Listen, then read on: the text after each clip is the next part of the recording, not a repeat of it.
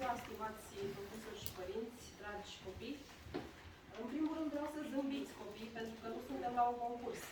Da? Suntem la o întâlnire între prieteni, aici la secția de carte în limba engleză a Bibliotecii Municipale.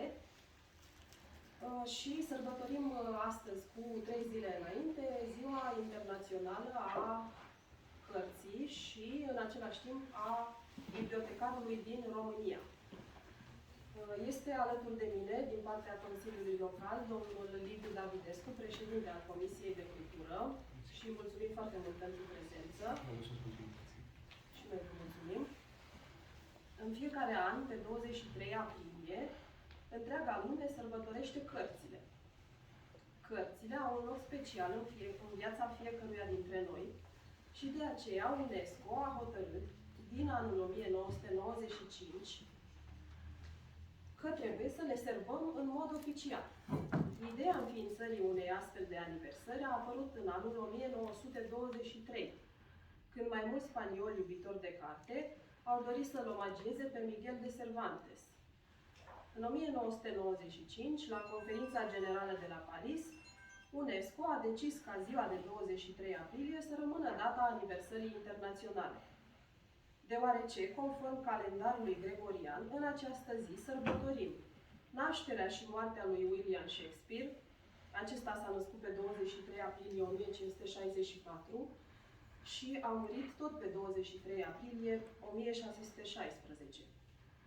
Îl omagiem de asemenea pe Vladimir Nabokov, născut la 23 aprilie 1899, pe Manuel Mejia Vallejo, 23 aprilie 1923. În aceeași zi a murit creatorul lui Don Quixote, Cervantes, pe 23 aprilie. Tot pe 23 aprilie au trecut la cele veșnice și scriitorul peruan Inca Garcilaso de la Vega și britanicul William Wordsworth. În România, după cum v-am spus, din anul 2005, pe 23 aprilie, se sărbătorește și Ziua Bibliotecarului.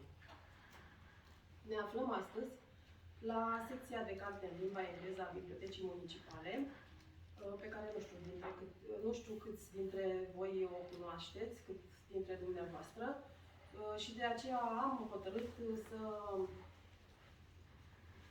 avem această întâlnire aici, la secția aceasta, mai ales pentru faptul că îl omagiem pe William Shakespeare.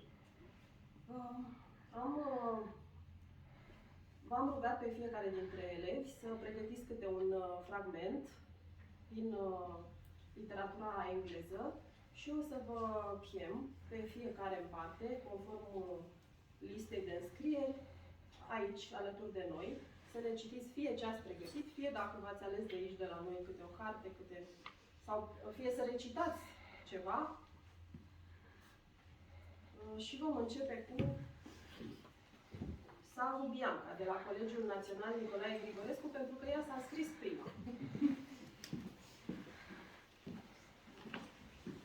Am pregătit un fragment de Romeo și Julieta. Da. Actul 3, scena 3.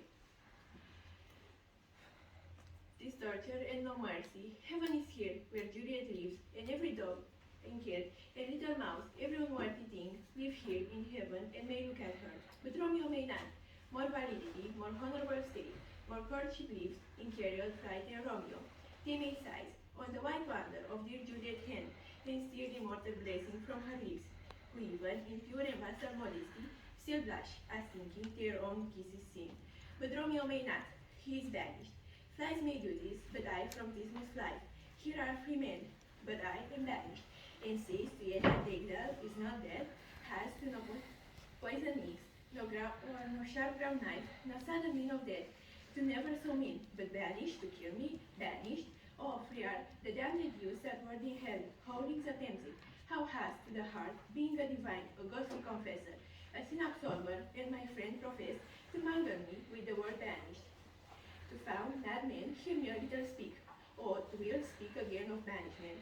I will give the armor to keep off that word, adversity, sweet milk, philosophy, to comfort thee, though thou art banished. Yet banished, hang up philosophy, unless philosophy can make a Juliet, Displam the down, repairs the prince doom, it helps not, it repairs not, talk no more. Oh, then I see that madmen have no ears. How should they, when the witch men have no eyes?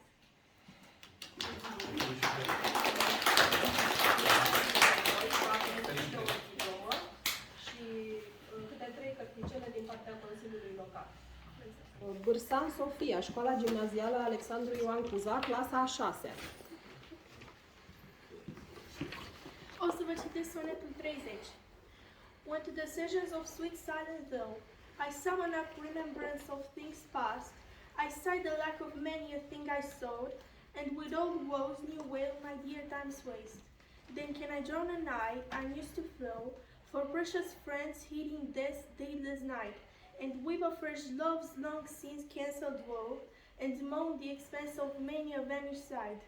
Then can I grieve at grievances forgone, and heavily from woe to woe tell o'er the sad account of foe bemoaned mode, which I knew pay as if not paid before.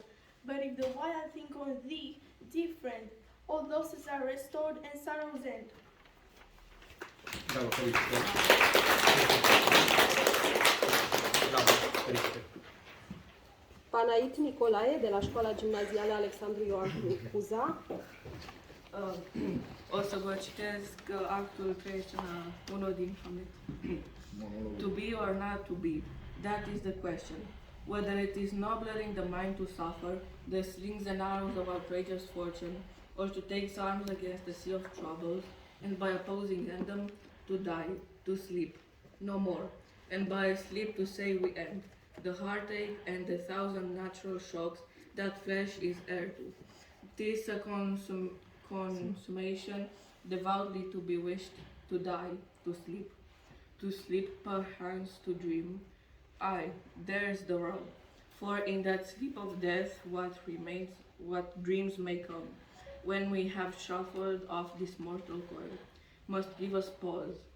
There's the respect that makes calamity of so long life, for who would bear the whips and scorns of time, the oppressor's wrong, the proud man's contumely, the pangs of despised love, the law's delay, the insolence of office and the spurns that patient merit of the unworthy makes, when he himself might his quietus make, with a bare bodkin, who would farther bear to grunt and sweat under a weary life, but that the dream of something after death, the undiscovered country, from whose bourne no travel returns, puzzles the will, and makes us rather bear those ills we have, than fly to others that we know not of. Thus conscience does make cowards of us all, and thus the native hue of resolution is licked o'er with the pale cast of thought and enterprises of great pith and moment. With this regard their currents turn o'er, and loose the name of action. Soft you now, the fair Ophelia, nymph in thy horizons, be all my sins remembered. Bravo, felicitări!